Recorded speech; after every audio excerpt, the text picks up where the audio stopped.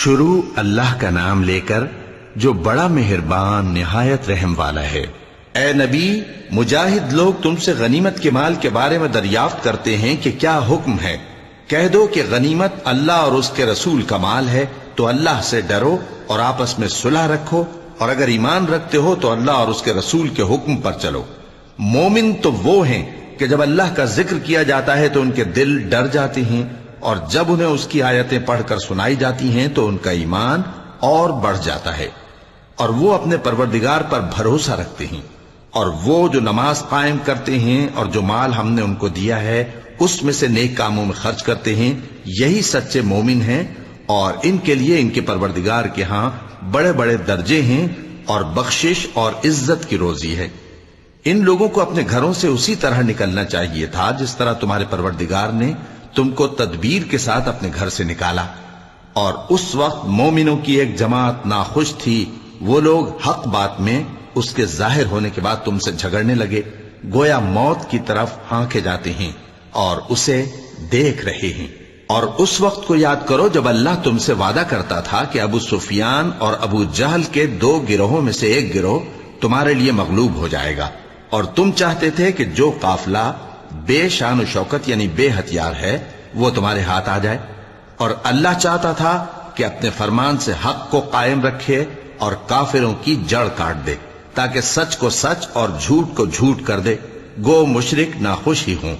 جب تم لوگ اپنے پروردگار سے فریاد کرتے تھے تو اس نے تمہاری دعا قبول کر لی اور فرمایا کہ تسلی رکھو، ہم 1000 فرشتوں سے جو ایک دوسرے کے پیچھے آتے جائیں گے تمہاری مدد کریں گے، اور اس مدد کو اللہ نے محض بشارت بنایا تھا کہ تمہارے دل اس سے اطمینان حاصل کریں، اور مدد تو اللہ ہی کی طرف سے ہے، بے شک اللہ غالب ہے، حکمت والا ہے۔ جب اس نے تمہاری تسکین کے لیے اپنی طرف سے تمہیں نیند کی چادر اڑھا دی اور تم پر آسمان سے پانی برسا دیا تاکہ تم کو اس سے نہلا کر پاک کر دے اور شیطانی نجاست کو تم سے دور کر دے، اور اس لیے بھی کہ تمہارے دلوں کو مضبوط کر دے اور اس سے تمہارے پاؤں جمائے رکھے، جب تمہارا پروردگار فرشتوں کو ارشاد فرماتا تھا کہ میں تمہارے ساتھ ہوں، تم مومنوں کو تسلی دو کہ ثابت قدم رہیں، میں ابھی کافروں کے دلوں میں روب و ہیبت ڈالے دیتا ہوں، سو ان کی گردنیں اڑا دو اور ان کی پور پور توڑ دو۔ یہ سزا اس لیے دی گئی کہ انہوں نے اللہ اور اس کے رسول کی مخالفت کی، اور جو شخص اللہ اور اس کے رسول کی مخالفت کرتا ہے تو اللہ بھی سخت عذاب دینے والا ہے۔ یہ مزہ تو یہاں چکھو، اور یہ سمجھ لو کہ کافروں کے لیے آخرت میں دوزخ کا عذاب بھی تیار ہے۔ اے اہل ایمان، جب میدان جنگ میں کفار سے تمہارا مقابلہ ہو تو ان سے پیٹھ نہ پھیرنا، اور جو شخص جنگ کے روز اس صورت کے سوا کہ لڑائی کے لیے کنارے کنارے چلے یعنی حکمت عملی سے دشمن کو مارے یا اپنی فوج میں جا ملنا چاہے، ان سے پیٹھ پھیرے گا تو سمجھو کہ وہ اللہ کے غضب میں گرفتار ہو گیا، اور اس کا ٹھکانہ دوزخ ہے، اور وہ بہت ہی بری جگہ ہے۔ پس تم لوگوں نے ان کفار کو قتل نہیں کیا بلکہ اللہ نے انہیں قتل کیا، اور اے نبی، جس وقت تم نے کنکریاں پھینکی تھیں تو وہ تم نے نہیں پھینکی تھی بلکہ اللہ نے پھینکی تھی۔ اس سے غرض یہ تھی کہ مومنوں کو اپنے احسانوں سے اچھی طرح آزما لے، بے شک اللہ سنتا ہے، جانتا ہے۔ ہوا بھی یوں ہی، اور کچھ شک نہیں کہ اللہ کافروں کی تدبیر کو کمزور کر دینے والا ہے۔ کافروں، اگر تم فیصلہ چاہتے ہو تو تمہارے پاس فیصلہ آ چکا، اگر تم اپنے افعال سے باز آ جاؤ تو تمہارے حق میں بہتر ہے، اور اگر پھر نافرمانی کرو گے تو ہم بھی پھر تمہیں عذاب کریں گے، اور تمہاری جماعت خواہ کتنی ہی بڑی ہو تمہارے کچھ بھی کام نہ آئے گی، اور اللہ تو مومنوں کے ساتھ ہے۔ اے ایمان والو، اللہ اور اس کے رسول کے حکم پر چلو اور اس سے روگردانی نہ کرو جبکہ تم سنتے بھی ہو، اور ان لوگوں جیسے نہ ہونا جو کہتے ہیں کہ ہم نے سن لیا مگر حقیقت میں نہیں سنتے۔ کچھ شک نہیں کہ اللہ کے نزدیک تمام جانداروں میں بدترین وہ بہرے گونگے لوگ ہیں جو عقل سے کام نہیں لیتے، اور اگر اللہ ان میں خیر کی طلب دیکھتا تو ان کو سننے کی توفیق بخشتا، اور اگر یوں ہی انہیں سنوا دیتا تو وہ منہ پھیر کر بھاگ جاتے۔ مومنوں، اللہ اور اس کے رسول کا حکم قبول کرو، جبکہ رسول تمہیں ایسے کام کے لیے بلاتے ہیں جو تم کو زندگی جاوداں بخشتا ہے، اور جان رکھو کہ اللہ آدمی اور اس کے دل کے درمیان حائل ہو جاتا ہے، اور یہ بھی کہ تم سب اس کے روبرو جمع کیے جاؤ گے. اور اس فتنے سے ڈرو جو خصوصیت کے ساتھ انہی لوگوں پر واقع نہ ہوگا جو تم میں گناہگار ہیں، اور جان رکھو کہ اللہ سخت عذاب دینے والا ہے.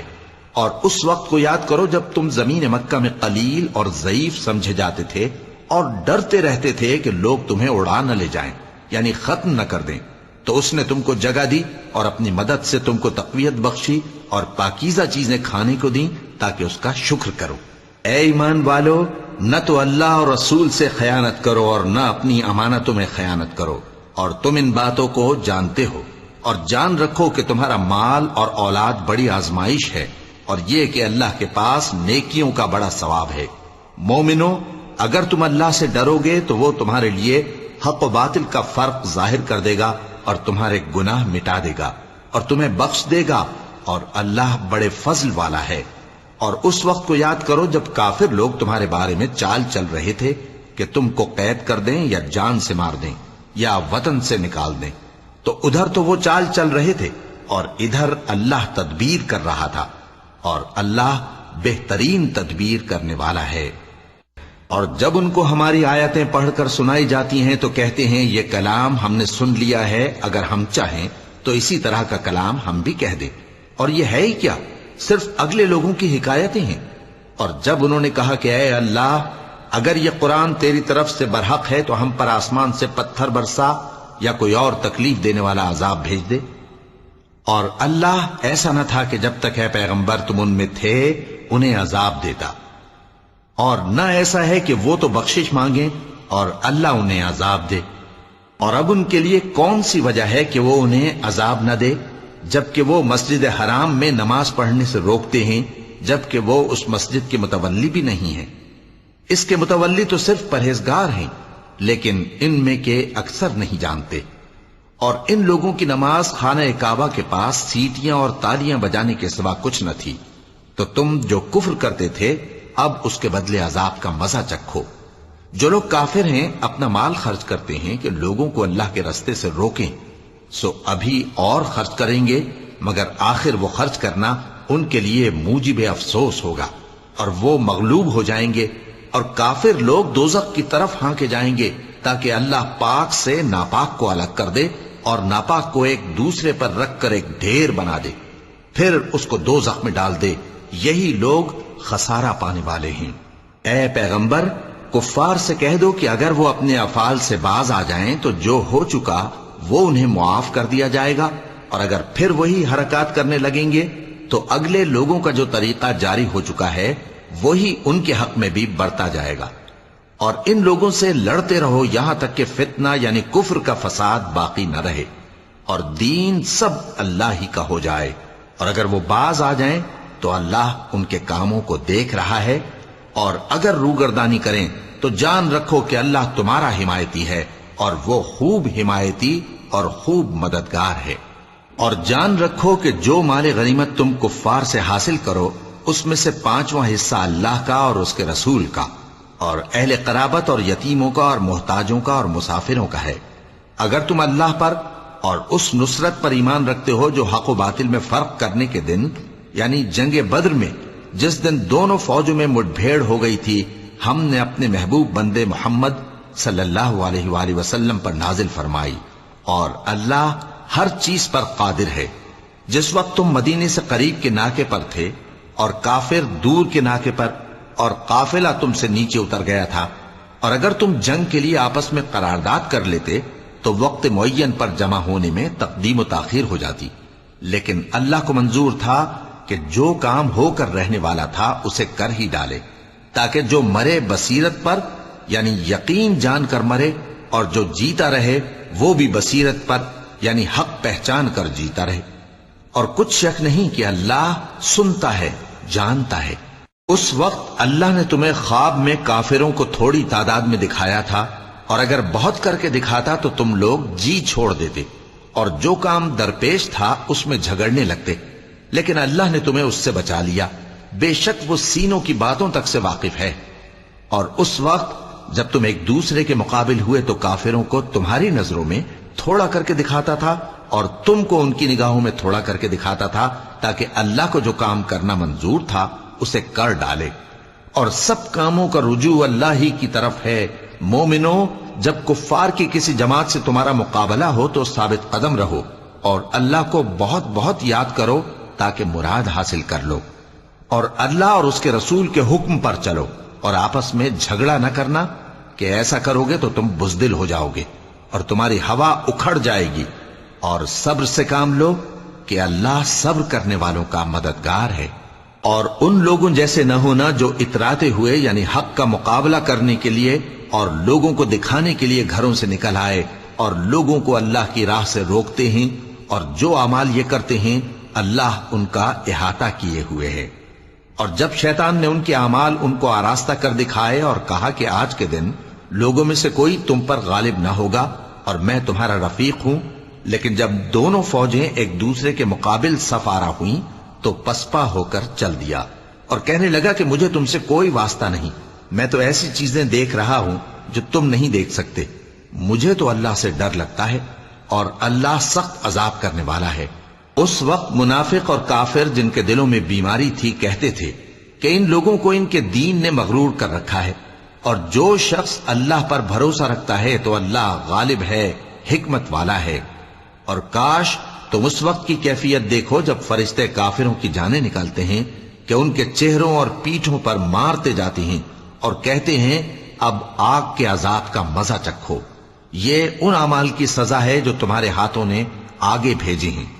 اور یہ جان رکھو کہ اللہ بندوں پر ظلم نہیں کرتا، جیسا حال فرعونیوں اور ان سے پہلے لوگوں کا ہوا تھا ویسا ہی ان کا ہوا کہ انہوں نے اللہ کی آیتوں سے کفر کیا تو اللہ نے ان کے گناہوں کی سزا میں ان کو پکڑ لیا۔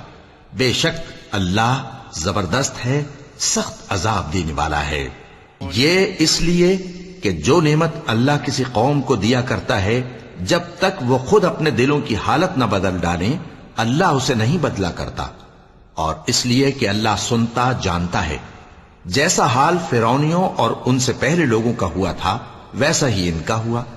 انہوں نے اپنے پروردگار کی آیتوں کو جھٹلایا تو ہم نے ان کو ان کے گناہوں کے سبب ہلاک کر ڈالا اور فرعونیوں کو ڈبو دیا، اور وہ سب ظالم تھے۔ جانداروں میں سب سے بدتر اللہ کے نزدیک وہ لوگ ہیں جو کافر ہیں، سو وہ ایمان نہیں لاتے۔ جن لوگوں سے تم نے صلح کا عہد کیا ہے پھر وہ ہر بار اپنے عہد کو توڑ ڈالتے ہیں اور اللہ سے نہیں ڈرتے، اگر تم ان کو لڑائی میں پاؤ تو انہیں ایسی سزا دو کہ جو لوگ ان کے پس پشت ہوں وہ ان کو دیکھ کر بھاگ جائیں، عجب نہیں کہ ان کو اس سے عبرت ہو۔ اور اگر تم کو کسی قوم سے دغابازی کا خوف ہو تو ان کا عہد انہی کی طرف پھینک دو کہ اس طرح تم سب برابر ہو جاؤ۔ کچھ شک نہیں کہ اللہ دغابازوں کو دوست نہیں رکھتا، اور کافر یہ خیال ہرگز نہ کریں کہ وہ آگے نکل گئے ہیں، وہ ہمیں عاجز نہیں کر سکتے۔ اور جہاں تک ہو سکے فوج کی جمعیت کے زور سے اور گھوڑوں کے تیار رکھنے سے ان کے مقابلے کے لیے مستعد رہو کہ اس سے اللہ کے دشمنوں اور تمہارے دشمنوں اور ان کے سوا اور لوگوں پر جن کو تم نہیں جانتے اور اللہ جانتا ہے ہیبت بیٹھی رہے گی، اور تم جو کچھ اللہ کی راہ میں خرچ کرو گے اس کا ثواب تم کو پورا پورا دیا جائے گا اور تمہارا ذرا نقصان نہ کیا جائے گا۔ اور اگر یہ لوگ صلح کی طرف مائل ہوں تو تم بھی اس کی طرف مائل ہو جاؤ، اور اللہ پر بھروسہ رکھو، کچھ شک نہیں کہ وہ سب کچھ سنتا ہے جانتا ہے۔ اور اگر یہ چاہیں کہ تم کو فریب دیں تو اللہ تمہیں کفایت کرے گا، وہی تو ہے جس نے تم کو اپنی مدد سے اور مسلمانوں کی جمعیت سے تقویت بخشی اور ان کے دلوں میں الفت پیدا کر دی، اور اگر تم دنیا بھر کی دولت خرچ کرتے تب بھی ان کے دلوں میں الفت پیدا نہ کر سکتے، مگر اللہ ہی نے ان میں الفت ڈال دی، بے شک وہ زبردست ہے، حکمت والا ہے۔ اے نبی، اللہ تم کو اور مومنوں کو جو تمہارے پیرو ہیں کافی ہے۔ اے نبی، مسلمانوں کو جہاد کی ترغیب دو، اگر تم میں 20 آدمی ثابت قدم رہنے والے ہوں گے تو 200 کافروں پر غالب رہیں گے، اور اگر 100 ایسے ہوں گے تو 1000 پر غالب رہیں گے، اس لیے کہ کافر ایسے لوگ ہیں کہ کچھ بھی سمجھ نہیں رکھتے۔ اب اللہ نے تم پر سے بوجھ ہلکا کر دیا اور معلوم کر لیا کہ ابھی تم میں کسی قدر کمزوری ہے، پس اگر تم میں 100 ثابت قدم رہنے والے ہوں گے تو وہ 200 پر غالب رہیں گے، اور اگر 1000 ہوں گے تو اللہ کے حکم سے 2000 پر غالب رہیں گے۔ اور اللہ ثابت قدم رہنے والوں کا مددگار ہے۔ پیغمبر کو شایع نہیں کہ اس کے قبضے میں قیدی رہیں جب تک کافروں کو قتل کر کے زمین میں کثرت سے خون نہ بہا دے۔ تم لوگ دنیا کے مال کے طالب ہو اور اللہ آخرت کی بھلائی چاہتا ہے، اور اللہ غالب ہے، حکمت والا ہے۔ اگر اللہ کا حکم پہلے نہ ہو چکا ہوتا تو جو فدیہ تم نے لیا ہے اس کے بدلے تم پر بڑا عذاب نازل ہوتا۔ اب جو مال غنیمت تمہیں ملا ہے اسے کھاؤ کہ وہ تمہارے لیے حلال طیب ہے، اور اللہ سے ڈرتے رہو، بے شک اللہ بخشنے والا ہے، مہربان ہے۔ اے پیغمبر، جو قیدی تمہارے قبضے میں یعنی گرفتار ہیں ان سے کہہ دو کہ اگر اللہ تمہارے دلوں میں نیکی معلوم کرے گا تو جو مال تم سے چھن گیا ہے اس سے بہتر تمہیں عنایت فرمائے گا، اور تمہارے گناہ بھی معاف کر دے گا، اور اللہ بخشنے والا ہے، مہربان ہے۔ اور اگر یہ لوگ تم سے دغا کرنا چاہیں گے تو یہ پہلے ہی اللہ سے دغا کر چکے ہیں، تو اس نے ان کو تمہارے قبضے میں کر دیا، اور اللہ دانا ہے، حکمت والا ہے۔ جو لوگ ایمان لائے اور جنہوں نے ہجرت کی اور اللہ کی راہ میں اپنے مال اور جان سے لڑے، وہ اور جنہوں نے ہجرت کرنے والوں کو جگہ دی اور ان کی مدد کی، وہ آپس میں ایک دوسرے کے رفیق ہیں۔ اور جو لوگ ایمان تو لے آئے لیکن ہجرت نہیں کی، تو جب تک وہ ہجرت نہ کریں تم کو ان کی رفاقت سے کچھ سروکار نہیں۔ اور اگر وہ تم سے دین کے معاملات میں مدد طلب کریں تو تم کو مدد کرنی لازم ہے، مگر ان لوگوں کے مقابلے میں کہ تم میں اور ان میں صلح کا عہد ہو مدد نہیں کرنی چاہیے، اور اللہ تمہارے سب کاموں کو دیکھ رہا ہے۔ اور جو لوگ کافر ہیں وہ بھی ایک دوسرے کے رفیق ہیں۔ تو مومنو، اگر تم یہ کام نہ کرو گے تو ملک میں فتنہ برپا ہو جائے گا اور بڑا فساد مچے گا۔ اور جو لوگ ایمان لائے اور وطن سے ہجرت کر گئے اور اللہ کی راہ میں جہاد کرتے رہے، اور جنہوں نے ہجرت کرنے والوں کو جگہ دی اور ان کی مدد کی، یہی لوگ سچے مسلمان ہیں۔ ان کے لیے اللہ کے ہاں بخشش اور عزت کی روزی ہے۔ اور جو لوگ بعد میں ایمان لائے اور وطن سے ہجرت کر گئے اور تمہارے ساتھ ہو کر جہاد کرتے رہے، وہ بھی تمہیں میں سے ہیں۔ اور رشتہ دار اللہ کے حکم کی روح سے ایک دوسرے کے زیادہ حقدار ہیں، کچھ شک نہیں کہ اللہ ہر چیز سے واقف ہے۔ صدق اللہ العظیم۔